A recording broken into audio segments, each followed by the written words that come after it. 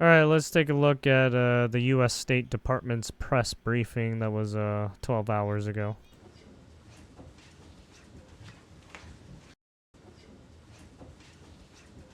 Let's see what they got for us. Thank you, ma'am. Thank you. Hi, everyone. Hi. Hi. Welcome back. Appreciate you being here. Thank you. Thanks. Thank you. Can you tell us some juicy information, please? Everyone's set? We're good? Great. Welcome aboard, everyone. Thank you again for being here. For generations, the Middle East has been dealing with the world's largest state sponsor of terrorism, with the attack on Israel on October 7th by Hamas, reminding us of what's at stake.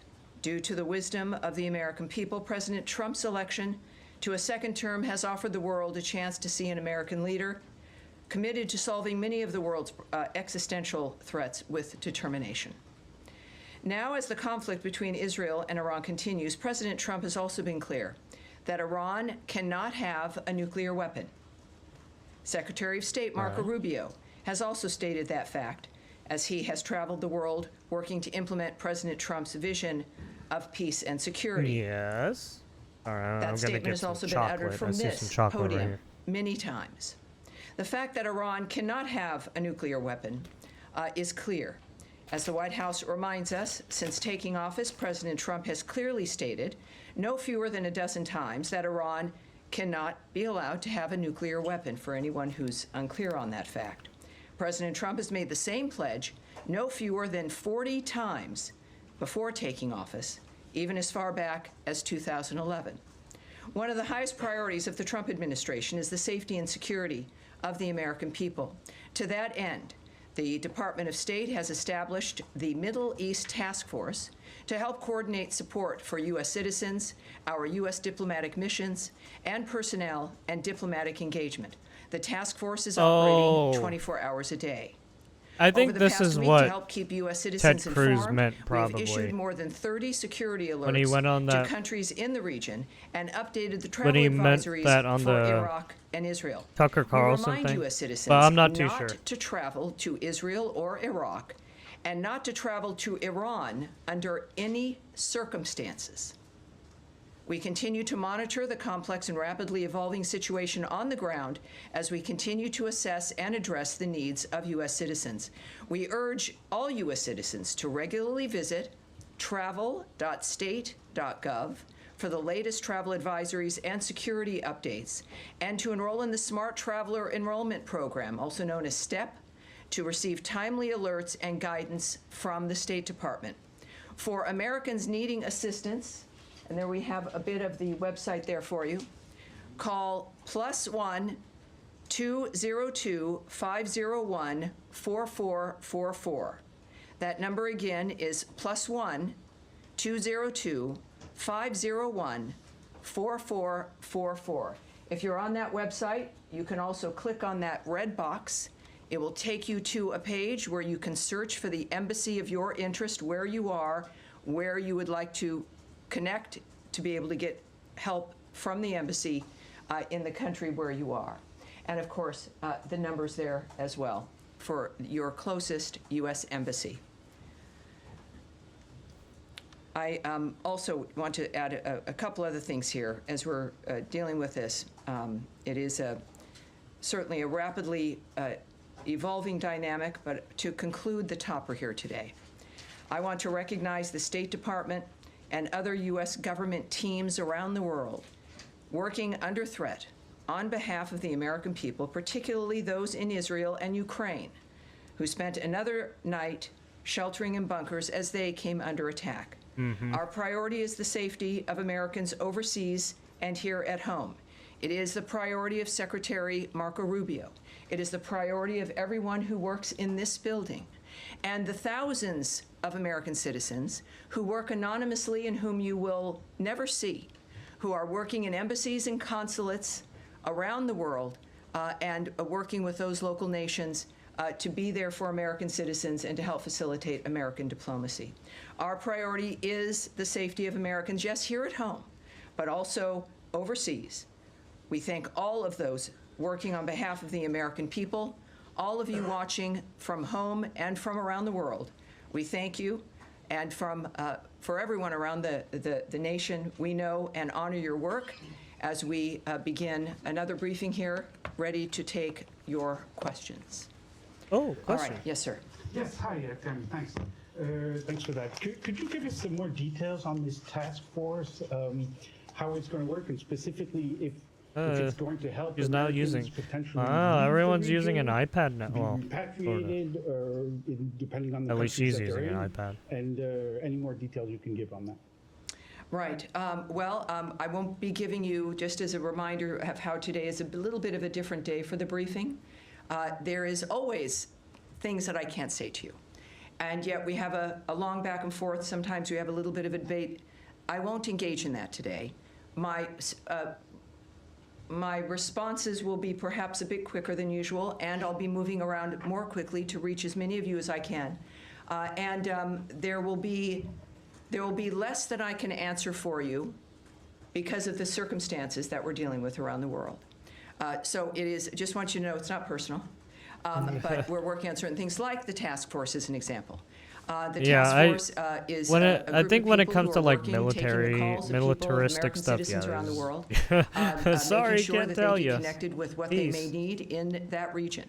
I won't go into the details of all that the task forces do, of course, but it's about information, making sure people here at the State Department and people that we get the information we need, but also Yeah, I mean, people if around you the want to world, find that American information, citizens, you could get probably look directed that to up the yourself information and that they then may need, as well. So disseminate leave the it at information that, yourself and but see what this they're is about. something that the State Department does when there's a situation that requires it, and this is one of those times. Tammy, I'm sorry. Could I just ask Sure, about the Matt, phone sure, number? of course. That phone number that you get, if you call that number, which I can do right now, who do you get?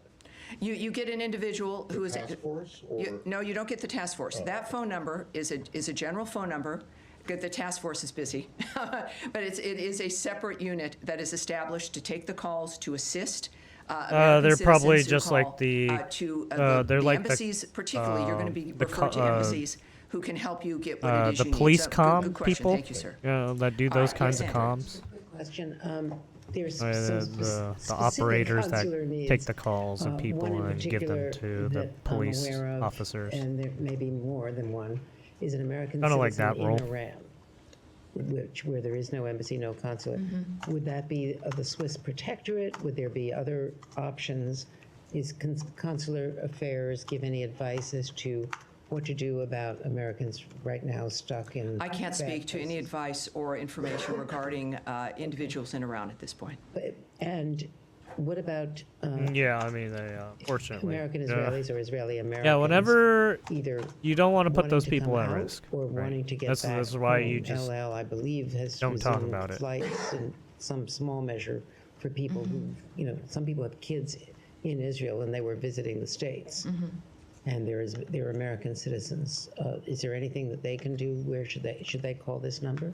Well, obviously, if you know, and we encourage every American, when you travel, is to contact your local embassy or consulate, let them know you're there. Correct. Make sure you know where they are, have Yes. those numbers, and that's what I would recommend, no matter where you're traveling, but certainly in the Middle East, is know where those entities are, know where the embassy is. So if you're in Israel, obviously it's Correct. Tel Aviv, or it's Jerusalem. Are they open? Well, they will answer their phone. So there's contacts that can happen in the midst of all of this. And of course, I think that's the advice for wherever you are. But clearly, if you're in a certain area, it's obvious in this case that there are certain limitations in that region, and that contact the embassy, the one that is nearest to you, and you will, at the very least, make sure they know where you are, but also they will give you some options for the plans that you would like to make. Yes, Humaira. Tammy, I understand your limitations, but I have to ask this. I know you do. It's your job, and I appreciate that. I'm here to take questions, not necessarily always answer them. Yeah, last Yes, night ma'am. President Trump said he wants a real end, not a ceasefire. So does the United States support or pursue regime change in Iran? Or are we just talking about dismantling Iran's nuclear enrichment? And would that include United States helping Israel strike Fordo? Well, I'm certainly not going to characterize what President Trump says or tweets for that Where was matter. it? He doesn't need characterizing. He's one of the most transparent, one of the most clear individuals that we've known.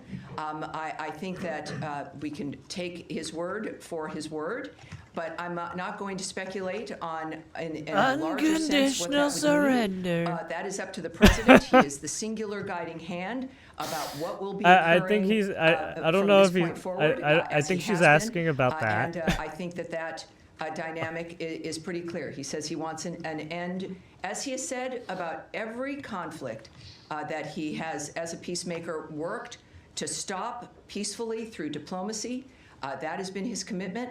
And he wants these things, as he said about a number of situations, not for a month or 6 months, but durable ends to this nature of forever wars.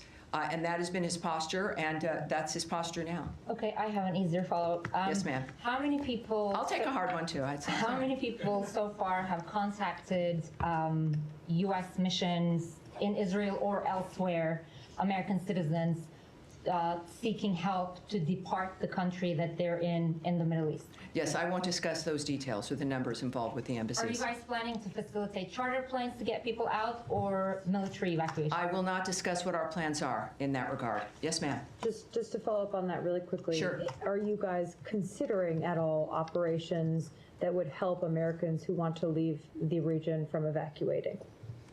I know that our commitment is to the safety and security of Americans around the world. All right? Yes, sir. And Yes, sir. Go ahead. Tammy, would the U.S. government like to see a regime change in Iran? First of all, I'm certainly not going to remotely address that. It would require me to speculate or speak on behalf of the president, which I will not do. What we've seen, though, is clear, is months and repeated statements that all he wants is a peaceful world. His activity and the nature of the actions that the United States has taken, and his special envoys have been rooted in one thing, which is negotiations, looking for diplomatic solutions to generational problems that he wants solved diplomatically. That has been his constant posture, and there has been nothing that has changed in what he wishes for, what he would hope to accomplish. And so, of course, that's not something I'm going to address. Is the U.S. government and the Israeli government on the same page when it comes to the intelligence about Iran's nuclear weapons program? That is a question for the White House and perhaps the NSC. That's not something I can answer here. Nadia. Thank you, Tammy. The president said he wants to see Iran offers unconditional surrender. I'm not going to ask you to comment on the president's statement, but I'm going to ask you if the secretary is involved in any kind of diplomatic missions with his allies, with the Germans, with the French, trying to offer something to the Iranians as a way out. Well, I, again, would not speak on the details of any diplomatic conversations, if they occurred, between whom, what those details would be. Yeah, I think she's just... We're at the G7. Yeah, I think they're just solely she's solely speaking for the United States, no other country. All the other countries are on their own. They do whatever diplomatic right? I think people look, at the end of the day, each country is a sovereign nation. They should be able to operate independently of themselves, yes? Even if, right, we are kind of interconnected in a sense, but they should be able to work independently. They are a sovereign nation. That means they aren't a sovereign nation if they're being dependent on other people, yes? Their constant work from the moment they came to office has been and certainly Secretary Rubio, was to open up conversations and to lead the world through diplomacy to make a difference. But that's the only thing that would guide me when it comes to the nature of the decisions they're making at this point. Yes, ma'am. Without getting into the details of the conversations, is the door to diplomacy with Iran on its nuclear program still open from the U.S. perspective? That would be a decision made by President Trump. I think we already know that one. Signaling interest in continuing discussions. That is not something that I can speak to. Yes, ma'am. Going back to the consular piece of this in Israel, the latest security alert from the embassy there still says that the embassy is not in a place to evacuate or directly assist Americans. Do you have any timeline on when that might change for the Americans who are stranded in that country? I don't think I should show this one, but he said this one too. Security situation has changed there. The travel alert was raised to a level 4 from level 3 for the entirety of the country. Is that a sign that the State Department was caught on its back foot a little bit by this change? Because Americans still can't get help. I can say the answer to that last question is no. We are working 24/7 to ensure the safety and the security of Americans around the world. I can say that the Department of State is always planning for contingencies to assist private U.S. citizens' departure from crisis areas, and we will alert the U.S. citizenry community if there is and when there is additional information to share regarding their options during any crisis, but certainly this one as well. When it comes to how quickly people can expect a dynamic, the American government, the State Department, our militaries, you've seen all of these assets, all of these departments involved in this dynamic in one fashion or another, are working exclusively for the safety of this nation and the safety of the American people, wherever they may be. Yes, sir. Thank you, Tammy. At the top, you said that you're advising U.S. citizens not to travel to Israel or Iraq or Iran under any circumstances. Do you have any more general guidance for Americans in the Middle East, more broadly as a region? Are there other countries that you're advocating people depart from? Well, at our website, we have our travel alerts. We also have moved them on our State Department Twitter, our social media accounts. Those are for the public to see. Would there be, what is the specific one for people to look to if they want to look for specific country travel alerts? Is it travel.state.gov? So travel.state.gov, and you will see every travel alert there for you, depending on if you're going to be traveling. It is not just for the Middle East, or if you're in a country right now, you can get your information there. Basically yes, what happened is since you also recognize they basically serving in Ukraine and restricted Israel airspace access to commercial commercial flights in and out. Last night in Ukraine. So yeah, that's why they're saying to that. Protect American citizens in Ukraine. They're redirecting flights around that area, basically. They don't want. Basically, they're saying, please don't be in that zone. We condemn those strikes. You don't want to and be in extend our that deepest zone. condolences to the victims. Do and not to the fly in families the of all zone. those affected. The president, in the recent past, has made his thoughts clear about striking the civilian areas in that regard. Just to reiterate again, which is at the thread throughout all of the work that we do, is the department has no higher priority than the safety and security of U.S. citizens abroad, and we can confirm the death of a U.S. citizen in Ukraine, and we stand ready to provide all possible consular assistance. And out of respect to the family during this obviously horrible time, we have no further details to offer in that regard. And second topic, in light of Israel-Iran tension, some of our colleagues from VOA Persian services were called back reportedly. How much do the events of past few days signify the role of VOA and other outlets to counter these narratives from U.S. enemies? Yes, I'm not going to go into the details of what we're doing when it comes to communications into that region or into specific countries. Yes, sir. Thank you. Talking about like some of the AI stuff they've been posting. The administration kind of kept this conflict between Israel and Iran at arm's length over the first been few some days, and now, propaganda, since last night, and especially into today, as usual, we're hearing the just like president Pakistan. saying, we have control over the skies. We know where the supreme leader is. He's kind of taking more ownership of the situation directly. Is that feeling trickling down to this building as well? Is there more of an ownership of the situation in the State Department as well? Well, I again can't characterize the feelings of the President of the United States. We know that he is our lead. We know that he is the guiding hand. We know that he is one of a few who know all the details, and he is clearly has a mission and an agenda that has involved diplomacy and changing the world for the better for people. In the meantime, of course, things change, our experiences change, He's making comments that are a reflection of what what matters to him, and of course, matters to the president, matters to the State Department, and every other department. I mean, yeah. I think that it is fair to say that his making leadership comments, that's for sure. and his re-election to the second term was because people here in the United States were tired of the status quo. And what the world has seen is a peacemaker and someone who can make a difference, and that's what they're looking forward to. Final question. Can I get in one more? One more. There's no special envoy for Iran. Several key locations in the Middle East. That's probably because we speak often about the day after like situation. What about the day after situation? Israelis have State Department ready for it? smacking people. Well, the State left Department and the Trump administration, while you may not see things immediately, just because it's not maybe in the news or you're not present for things that occur, doesn't mean they're not occurring. I would remind everyone that the State Department, as I've found out, is sort of like the military. It's 24/7. It is not something that is a basic 8 to 5 dynamic. And it's because people are working around the world constantly. It is literally their mission. Personally, their work is what they do and are committed to.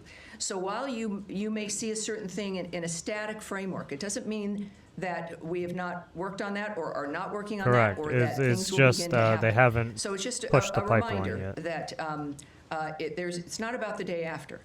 We are working before, during, and after. It is the anticipation of people with history and an experience when it comes to the history, not just of a building and of a department of the United States, but the history of people working on diplomatic issues throughout the world.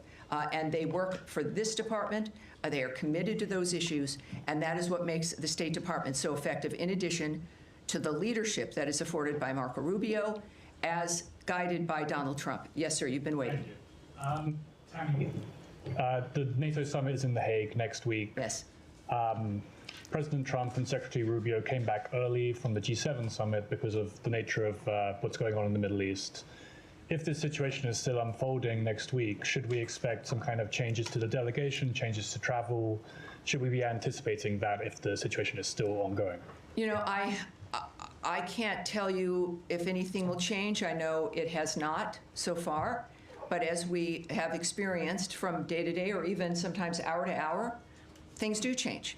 This is a very dynamic event. We've all had our special situations that we're interested in, and we all want diplomacy to work, and we've been cheering on summits and ceasefire discussions, et cetera. This is something that is moving, as things tend to, very rapidly. So I would say that anything is possible. I mean, but you hear the at this fucking point in missile time, sirens and that shit is, going in. is still certainly on Yeah, the when they books. come in, they come but, in. That's going to be obviously that's a presidential trip. That's going to be up to the White House, and I'm sure will be affected by their decision making based on what they see. Yes, sir. Thanks, Tammy. 2 questions, please. First of all, can you tell me, sir? Yeah, Alan Fisher from Al Jazeera English. Very good. How do you do? Fine, thank you. The U.S. intelligence assessment on March 26 was that Iran was not working towards a nuclear bomb. What's changed? That the U.S. position seems to be that it was very close.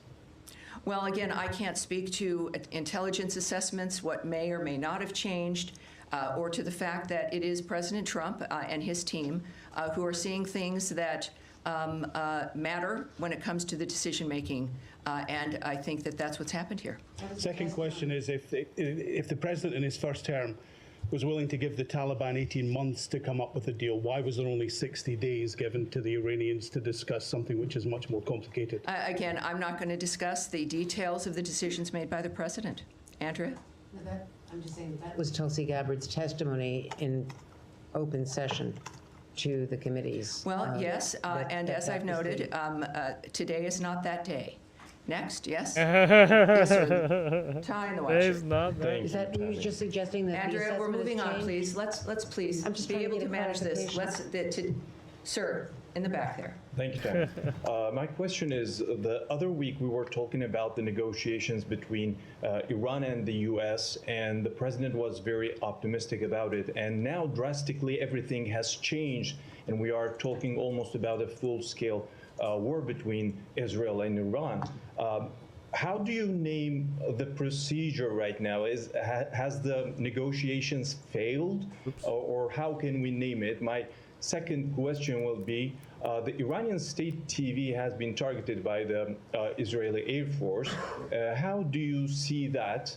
Do you see a state TV channel as I a don't know if they were legitimate really target? targeting Well, you it. have to ask Israel about their decisions when it comes to the choices with what they strike and what they don't.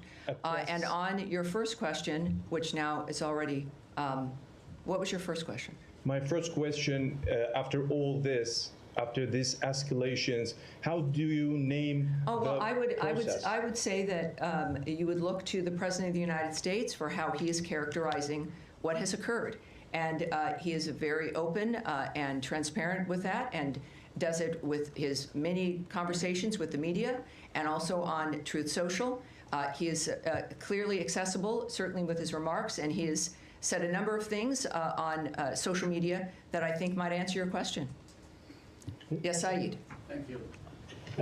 Very quick question on Gaza. Can I do that? Of course. Well, yeah. Are we continuing Well, I still also with have- it? I also have I will come to you on Gaza, Saeed, I promise. But let's continue with the topic at hand. So yes, sir, in the back. Thank you so much, Tammy. Two questions. One question on Iraq related to Iran. Iranian-backed group Kataib Hezbollah threatens the U.S. against interfering in the Israel-Iran conflict, which they said any American intervention in the conflict would prompt the group to target the U.S. interests across the region. Have you reached to the Iraqi government, and what's your message to these groups? And the second question was the State Department's assessment of diplomacy. Have you put diplomacy on a side, or you still believe that diplomacy can work with Iran? Well, again, I'm not going to comment on the nature of how the White House or the President or the DOD will respond to certain remarks or demands made by someone. So you'll have to ask the DOD regarding their reaction in that regard. I would also, though, I know that the President's Truth Social, he's made it very clear, even I think today, and I think I've got that right here. This is, again, one of the things we've learned about President Trump is that when he tweets, when he speaks, the world watches, and it's the most clear framework that we can learn of his approach. He has, I don't know if I can get to the exact one, but he has made it very clear that, oh yes, here we go.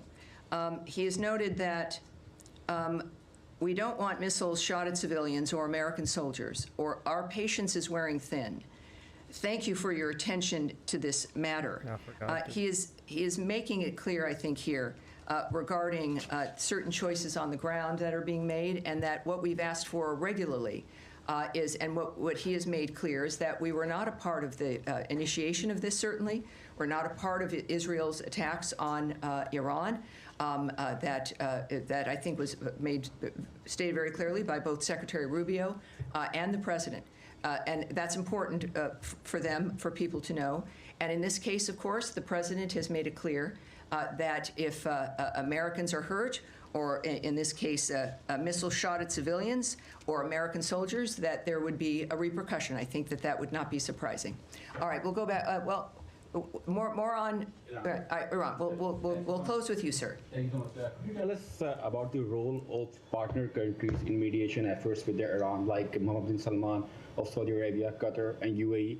President Trump recently concluded successful trip to the Middle East. So what can you tell us about the role of these partner countries? Well, it's clearly he went with a goal in mind. He makes deals. He's the best deal maker in the world. These partners in the Middle East that we have, they understand clearly our intentions and what our goals are. Thankfully, again, to the approach and the style of President Trump.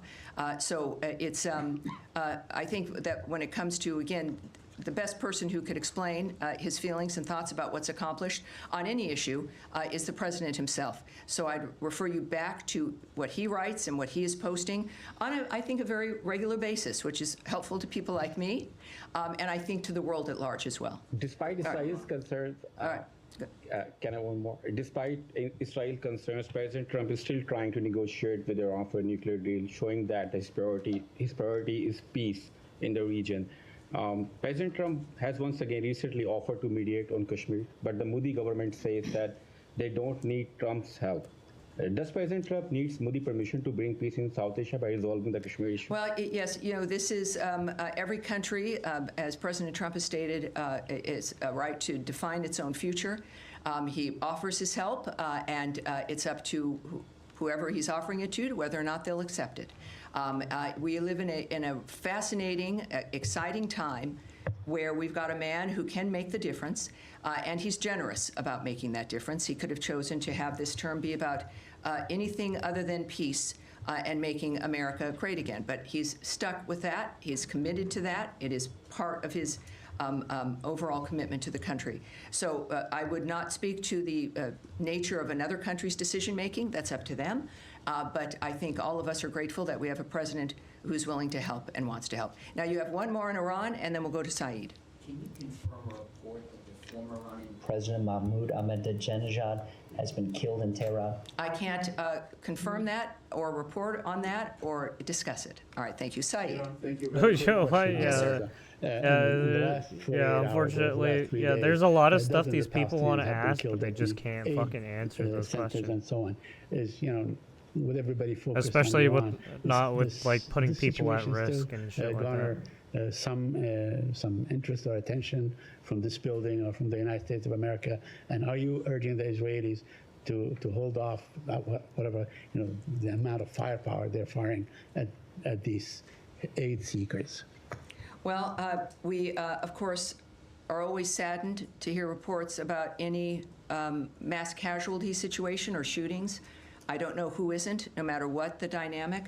The IDF has said a particular incident is under review, and that is helpful, and we'll see what their review comes up with. In the meantime, I think it is important also when it comes to the nature of the efforts to get aid and food to the Gazans. We now know, can report that the Gaza Humanitarian Foundation now is working at 4 distribution sites and has distributed nearly 26 million meals to date. So it is, again, a conversation about whether or not the State Department cares.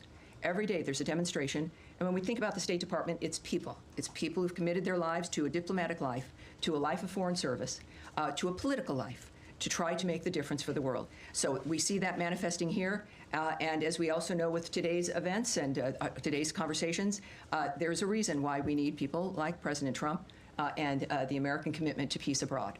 All right? All right. A new one? Question? Actually, the president would expand the travel ban to 36 other countries.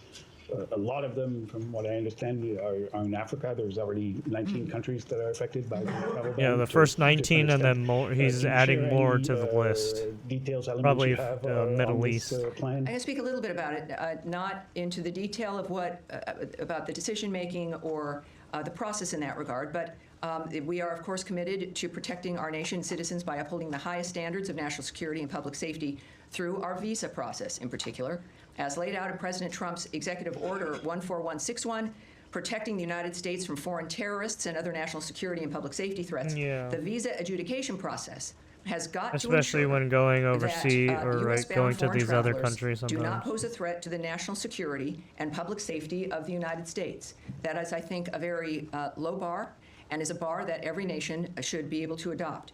To protect the national security and national interests of the United States and its people, the Department of State and other U.S. government agencies assess other countries' security capabilities, information sharing, and identity management practices, exploitation of the U.S. visa system, such as overstay rates, and basically, are they interconnected with our system to easily get the information we need to get certain nationals out if we have to? The geoposition, the actual location of a country, is not a factor, or what continent that country is on. These are about very specific basically, they just want to know that they have the resources at hand. It can trust the information we rely on those countries for to determine whether or not they'll get a visa.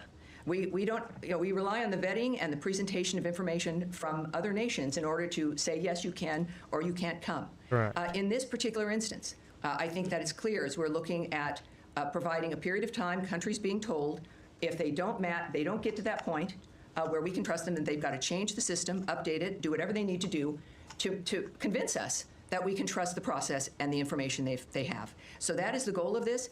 The Secretary will have the discretion to determine Also trust they're not going to whether or not fucking someone is Shanghai on that people, list, right? as we then also continuously vet the nature of what's happening within these conversations. And the goal is so that we can all move forward, so that people can come to the country. And that's our goal. All right. Yes, sir. Yeah, but I don't know why you're so far in the back, Michelle, but I'm sorry. With NPR, yes. Yes. Just following up on that, there was a deadline given for these 36 countries tomorrow to come up with their action plan. I wonder if you've heard back from any of them yet? That's incorrect. I can just tell you that that's not correct. The fact is that they will have a considerable amount of time to rectify whatever the situation is that the State Department has determined is affecting the nature of our trust in how we issue a visa. All right? Yes, and we'll take... Yes, sir, with the beard there? Yes. Thank you. Has the United States... Can you tell me your name, sir, and your outlet? Mustafa Abdo, Shafaq News. Okay, welcome aboard. Thank you. Has the United States received any official request from Baghdad to help prevent Israeli overflights in Iraqi airspace?